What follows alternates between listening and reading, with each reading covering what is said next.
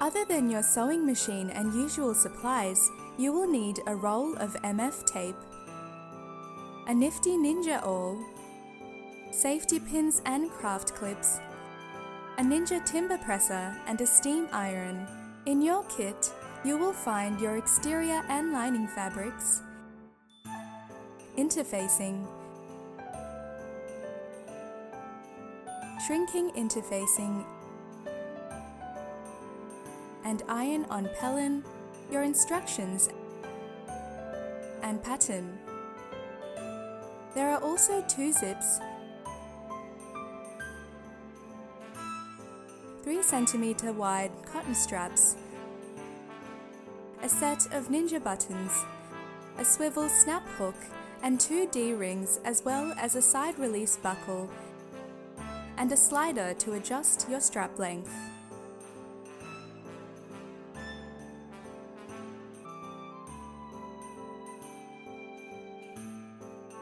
Take the large rectangle of exterior fabric and turn it over so the right side is facing down. Place the shrinking interfacing on top and use the safety pins around the edges to hold them together.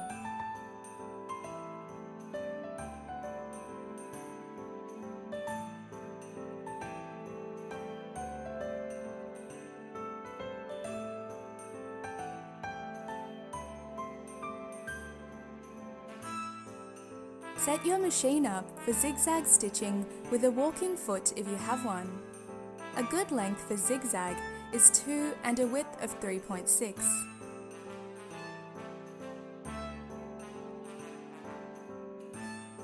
Use a thread in the bobbin which matches your exterior fabric. Stitch on the shrinking interfacing and start on the right-hand side. Do a row of stitching about half a centimeter in from the edge.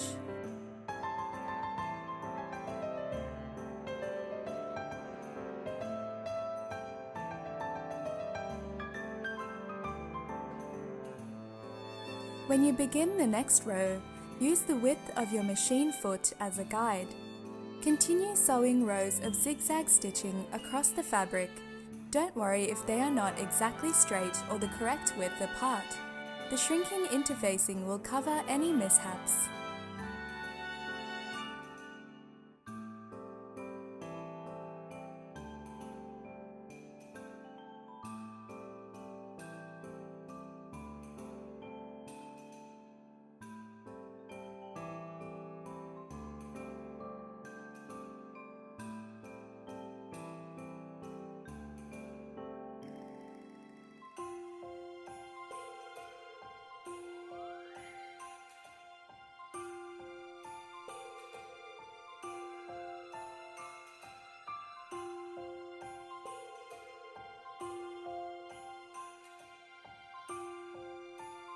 Now I will show you how easy it is to shrink the interfacing and fabric. Make sure the iron is set between cotton and wool with steam. With the interfacing on top, hold the iron just above the surface so the plate is skimming the surface, not pressing down but just touching the top of the fabric. Keep moving the iron across the fabric surface until you are happy with the amount of shrinking.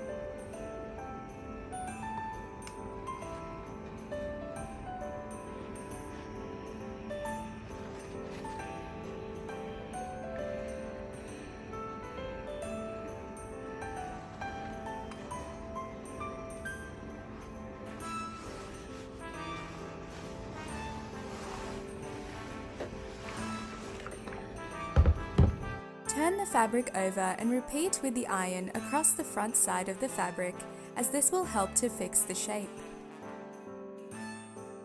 Take pattern piece A and lay it wrong side down on the shrinking interfacing side.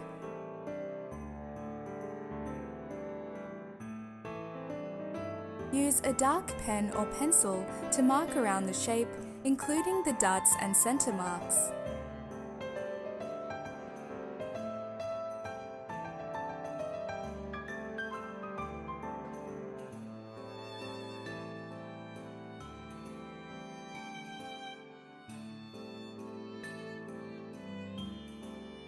Cut around the shape.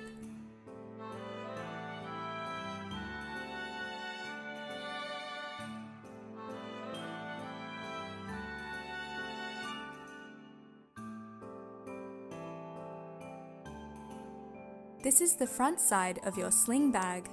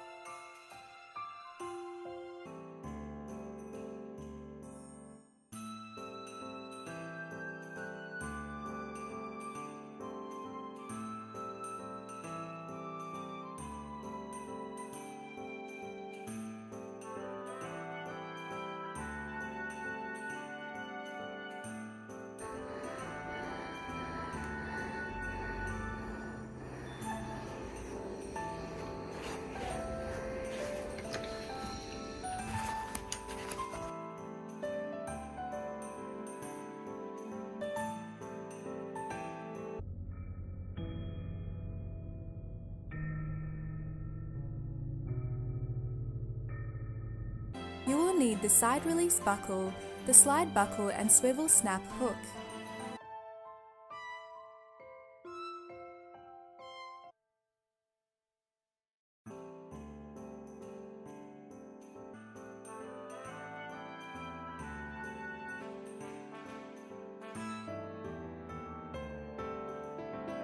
clip the layers together from the bottom of the top stitching around the base and to the top stitching on the other side.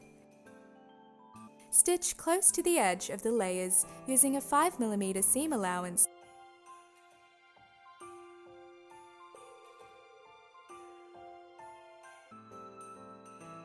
Then take the gusset around the base and place clips up both sides. Stitch slowly around the edge with a 7mm seam allowance. We are going to attach the double zipper gusset. Clip at this point and then around both sides to overlap the gusset from the bottom. Sew around the edge, backstitching at the beginning and end.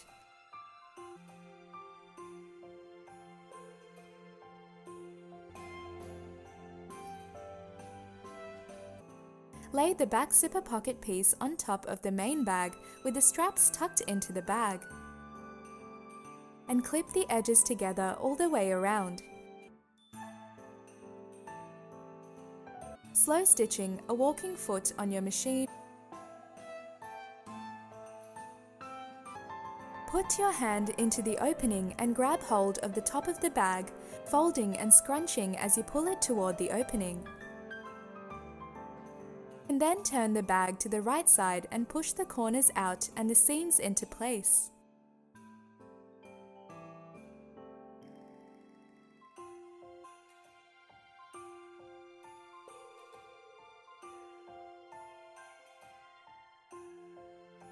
Join the side release buckle and clip onto the snap hook.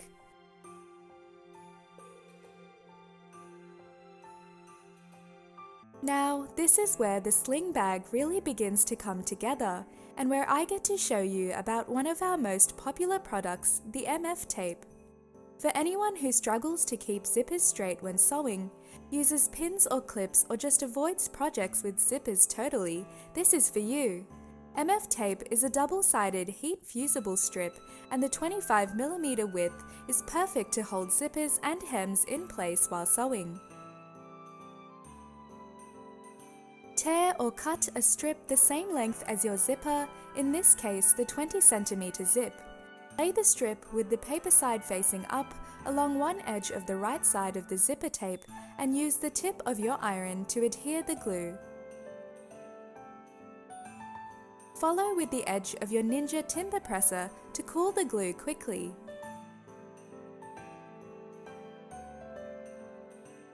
Repeat these steps for the other side of the zipper tape.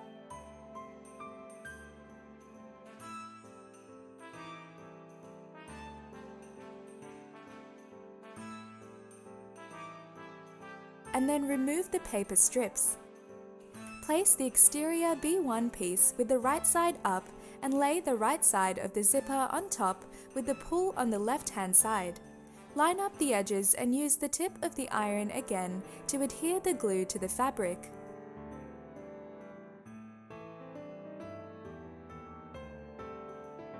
Hold the Ninja timber presser on top until it cools.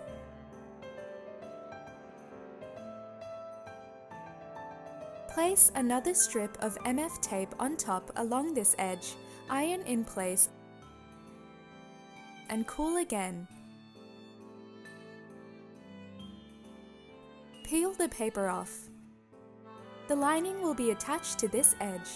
Line up the two edges, press in place with the iron, and cool the glue with your Ninja timber. You will now have the zip sandwiched between the exterior and lining fabrics. You can take this to your machine and sew along the edges without clips or pins getting in the way, and the edges will stay together in a lovely straight line.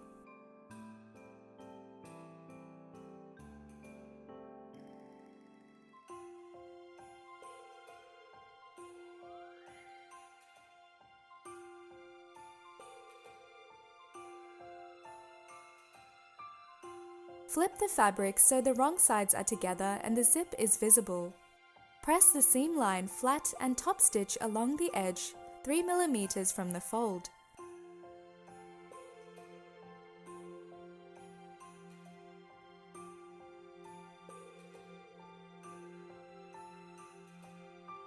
You now have the top half of your back pocket zipper finished.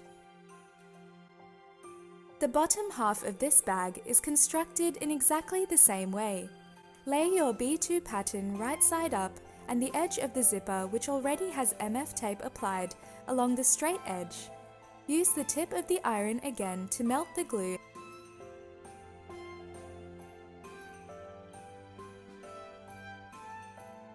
and keep your Ninja Timber presser handy to cool it off. The right side of the B2 lining will be laid on top of this edge of the zipper. So firstly, apply another strip of MF tape .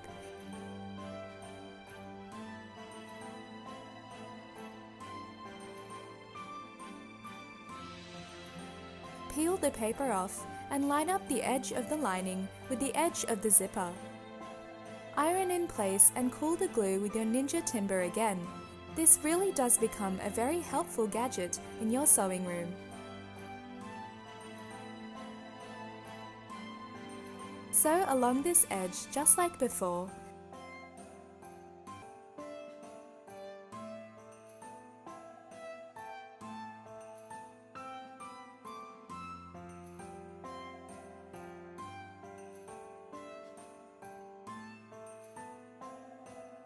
Flip the fabrics away from the zipper and top stitch 3 mm from the folded edge again.